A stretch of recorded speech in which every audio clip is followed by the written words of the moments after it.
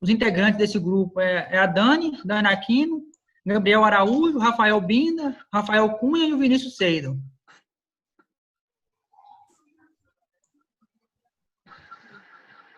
O conceito, da síndrome metabólica equina é utilizado para descrever cavalos com deposição anormal de gordura e resistência à insulina.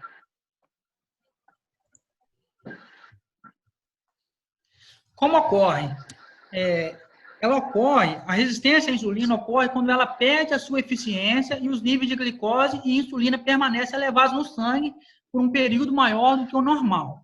Elevados níveis de insulina podem causar alguns problemas, sendo o pior deles a laminite equina, que animais mais obesos são mais suscetíveis à laminite. O que pode acontecer? Relata-se que cavalos afetados entre 6 a 20 anos de idade e parecem não ter propensão sexual. Fêmeas, diferentemente dos machos, podem ter dificuldade em se reproduzir e exibir comportamento anormal do ciclo ovariano.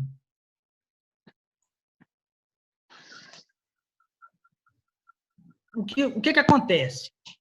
A resistência à insulina é frequentemente associada à obesidade, mas pode acontecer em animais que não são tão obesos também, mas é mais frequente em animais obesos.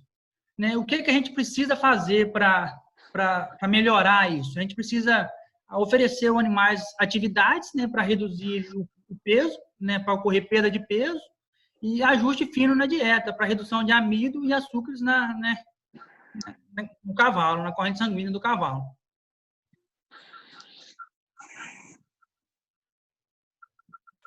Sinais clínicos. Os sinais clínicos típicos de cavalo afetados pelo OSME são correspondentes a sinais da doença de Cushing, que é uma doença parecida com a síndrome metabólica. Os depósitos anormais de gordura, eles vão estar localizados em regiões do pescoço, do ombro, no lombo, na região do dorso ali, da garupa, a base da cauda, as bolsas de gordura abaixo dos olhos. Vou pular. Em alguns cavalos, podem ter uma aparência barriguda. O animal pode apresentar sinais de polidipsia, que no caso ele vai ter uma sede excessiva, ou no caso também de uma poliúria, que vai ter uma eliminação de grande volume de urina devido a essa sede, dessa vontade de beber muita água em um certo período da doença. Além disso, como muito acontece, pode haver também a laminite crônica e recorrente. Ela pode haver, que é um dos sinais clínicos que ocorre muito nessa doença de síndrome metabólica. Pode pular. No diagnóstico é importante excluir as outras doenças endócrinas, as quais apresentam os mesmos sinais clínicos. No caso, a hipotireoidismo e a síndrome de Cushing são as principais doenças passíveis de confusão com a SME, que são por causa dos sinais clínicos que são muito similares. Um diagnóstico provisório do SME pode ser feito em cavalos clinicamente obesos, de raça predispostas e sofrendo de laminite.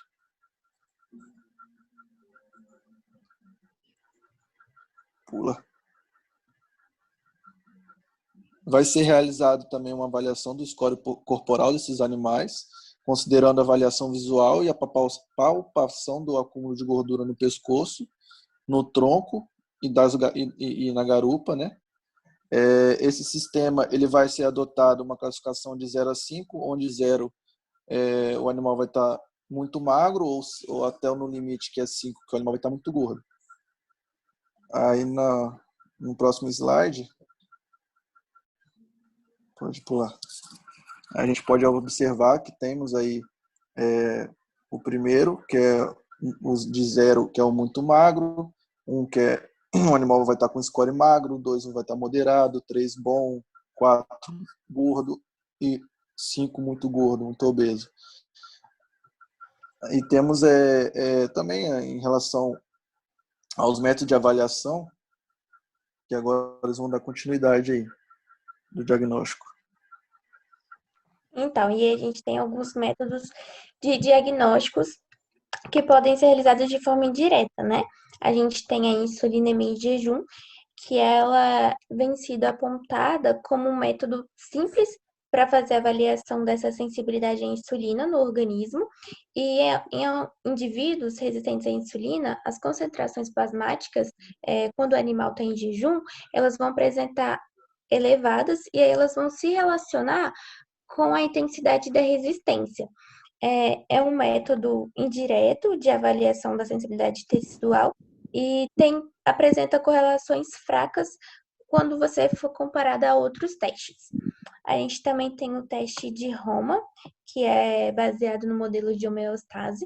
Ele tem que ser realizado com jejum de pelo menos 8 horas, feito a partir da coleta de uma pequena amostra de sangue, que vai ser enviada para o laboratório para análise, e ele vai levar em consideração a concentração de glicose em jejum e a quantidade de insulina produzida pelo organismo.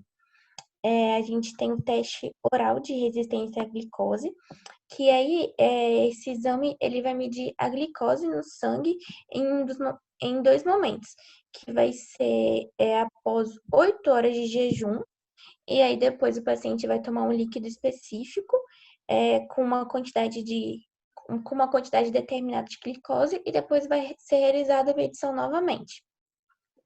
E aí a gente tem a tolerância endovenosa. O paciente ele vai ser submetido a uma dieta preparatória de no mínimo 3 dias, com uma dieta específica, e aí vai ser medido, né, a glicose em jejum. Depois vai ser injetado uma solução de glicose novamente, a 50% também pela via intravenosa, durante o período de 3 a 4 minutos, e depois vão ser recolhidas a amostra de sangue dentro de um período de meia hora. E aí depois vai fazer a medição da curva. E aí a gente vai observar, né? Se a curva, se ela vai ser muito alta, se ela está esperada entre os parâmetros de jejum. E aí a gente tem o teste de Quick, que ele vai ser igual o teste de Roma também, ele vai ser baseado na homeostasia também, vai ser considerado uma relação entre a insulina e a glicemia no estado de jejum. Esse exame, ele pode apresentar uma relação muito inversa, porque ele vai avaliar a sensibilidade que o paciente tem à insulina e não a sua resistência. Pode passar.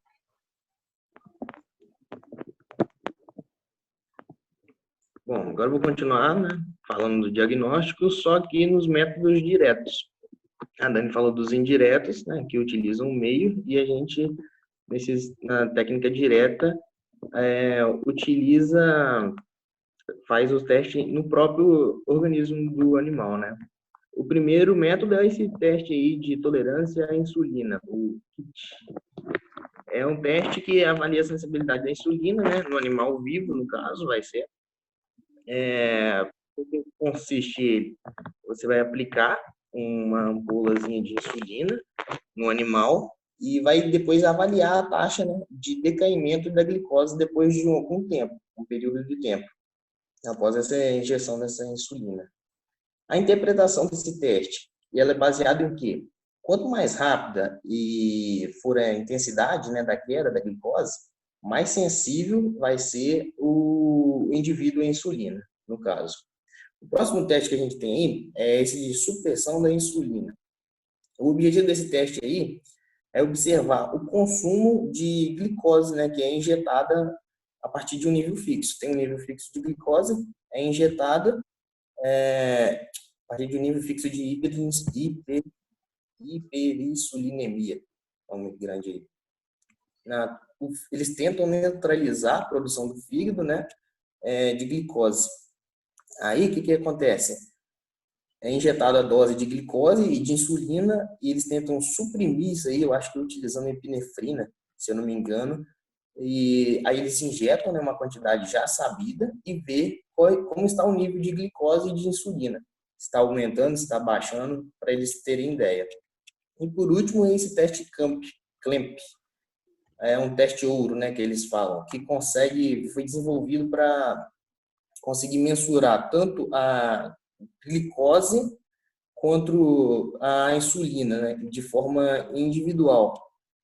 Permite uma resposta secretória, né, da insulina e a glicose, permite quantificar o consumo do organismo separadamente. São essas duas formas, né, no caso. Essa é a primeira forma. E uma segunda variação do teste de Klemp permite mensurar a captação do total de glicose em resposta a uma hiperinsulinemia fixa. Basicamente é isso aí. Eles mensuram os níveis separadamente, né, da glicose e da insulina. É isso aí. Pode passar, Rafa. Bom, como foi dito pelos colegas, esses variados testes, você por vezes tem que injetar tanto a insulina quanto a glicose no animal. Isso a gente tem que ficar bem atento a ter métodos de reversão para isso. Por quê? O animal pode ter uma queda de pressão, o animal pode sofrer consequências dessa glicose ou dessa insulina injetada. Então, você tem que ter mecanismos ágeis e à mão para poder estar revertendo no caso desses testes. Então, isso é muito relevante, porque o animal pode apresentar uma sudorese exacerbada e já é um sinal de que ele está entrando em queda de pressão, né? E com isso está ocorrendo você ter um animal desmaiado. Então, um animal de 500 quilos, né, que desmaia ali, pode causar uma série de transtornos e, por vezes, são animais caros, né? A gente pode estar falando do animal de um jockey, clube, a gente pode estar falando do animal de provas ou vários outros animais que têm um grande valor agregado. Então, ao momento que for fazer esses testes, a gente tem que sempre estar pensando nisso. O que eu tenho que fazer para reverter e estar sempre com esses dispositivos à mão. Só para complementar o Rafael, uma das principais injeções utilizadas é a injeção de dextrose, nesses casos de hipoglicemia. Isso aí. A gente tem também, na alteração da hematologia e da bioquímica, poucas alterações. A hematologia se altera muito pouco, porque nós estamos falando aqui de teores hormonais e de glicose, e a bioquímica o que vai alterar talvez são os triglicerídeos, né? A gordura, porque você tem o ciclo metabólico da gordura e o ciclo metabólico do açúcar. Então, como você tem um excesso de você pode estar alterando isso e com isso altera os triglicerídeos na corrente sanguínea. Como já foi falado, o teste padrão ouro é a pinça euglicêmica hipersulinêmica, né? Então, ele é o mais indicado, mais usado para poder estar sendo feito nesses casos. E o teste de tolerância à glicose intravenosa, modificado com insulina, também é frequentemente usado para detecção da síndrome. Os demais testes aqui relatados, a gente tem que ressaltar, como foi falado, às vezes, por vezes, você tem que estar coletando sangue mais de uma vez em determinados horários fixos, você tem que estar injetando, você tem que estar preparando um animal, porque você não tem como ficar tendo acesso ao jugular desse animal toda hora. Então, você tem que fazer uma preparação anterior com catéter, você tem que prender esse catéter muito bem, então você tem que estar com esse animal num lugar apropriado para esse catéter não infeccionar, tem que fazer a devida asepsia, e é óbvio ter um médico veterinário, então tudo isso implica em custos, né? Custos muito altos. Então, assim, se é um animal de hobby, animal de fazenda, certamente não é um teste a ser aplicado. Agora, se nós estamos falando de um animal esportista, de alto desempenho, com certeza, talvez, de alto valor agregado, vale a pena investir nos testes melhores. E, então, outra questão é os testes serem viáveis a campo. Como eu disse, esses que a gente falou, o animal vai ter que estar estabulado, né? Certamente numa clínica ou no hospital veterinário, para estar fazendo esse tipo de teste. E já outros testes você pode fazer a campo, como esse teste oral de açúcar e o teste de tolerância à insulina e glicose, que já foi citado aí pelos colegas. Eles são mais viáveis para estar sendo utilizados na prática de campo. E aqui são nossas referências bibliográficas. Nós queremos deixar nossos agradecimentos e falar o nosso muito obrigado. Até a próxima.